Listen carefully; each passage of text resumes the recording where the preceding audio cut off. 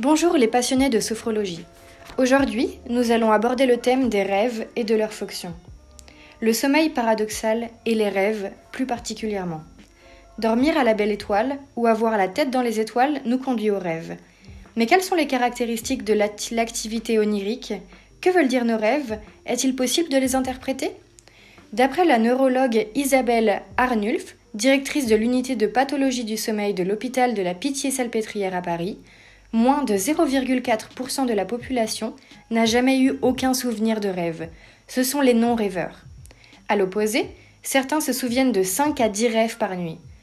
En général, nous nous souvenons de 2 rêves par semaine et les femmes s'en souviennent davantage que les hommes. La plupart des rêves surviennent au cours du sommeil paradoxal, qui a lieu en moyenne toutes les 90 minutes et dure 15 minutes environ. Nous rêvons en moyenne 1h30 par nuit. Le sommeil paradoxal se caractérise par des mouvements oculaires rapides sous la paupière fermée, appelés aussi REM, Rapid Eye Movements.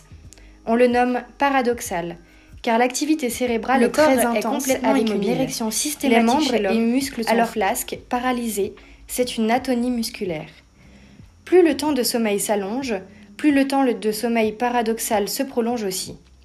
On rêve plus longtemps au milieu et à la fin de sa nuit qu'au début où le sommeil profond, récupérateur prédomine. Le contenu des rêves, qu'observe-t-on? La première observation. Pendant les rêves, nous rejouons des pratiques quotidiennes acquises et gravées dans le cerveau. 86% des rêves font référence aux événements de la journée ou de la veille, rapporte Isabelle Arnulf. Par exemple, un grand nombre de rêves reflètent une activité usuelle et ordinaire, comme travailler, manger, saluer quelqu'un, fumer. Peu fréquents sont les rêves dits bizarres, comme se prendre pour un ours polaire visitant une soucoupe volante. La paralysie du corps pendant le rêve nous protège des accidents de choc. La deuxième observation. Les rêves contiennent en moyenne 2 fois plus de tonalités négatives que positives. Ils servent à simuler des menaces potentielles et à s'entraîner à y répondre. Les rêves ont une fonction d'adaptation vitale et préservent notre évolution. Nous rêvons souvent de combats contre des animaux sauvages et des ennemis imaginaires, et nous adoptons au cours de ces rêves un comportement violent, alors que dans la journée, nous nous montrons calmes et gentils. Les enfants, particulièrement, ont des rêves d'agression qui diminuent avec l'âge, au fur et à mesure que se développe la capacité d'évitement de la menace. Une étude de 2013 a démontré que 60% des étudiants en médecine avaient rêvé de l'épreuve la veille de passer le concours, et pour 78% d'entre eux de façon négative. Retard, oubli de la carte d'identité, de la carte d'étudiant, réveil qui n'a pas sonné, etc. Or, il est apparu que ce groupe avait mieux réussi l'examen que les autres. La troisième observation. Les rêves semblent durer tout au long de la nuit sur la période de sommeil paradoxaux et pas seulement quelques secondes au réveil.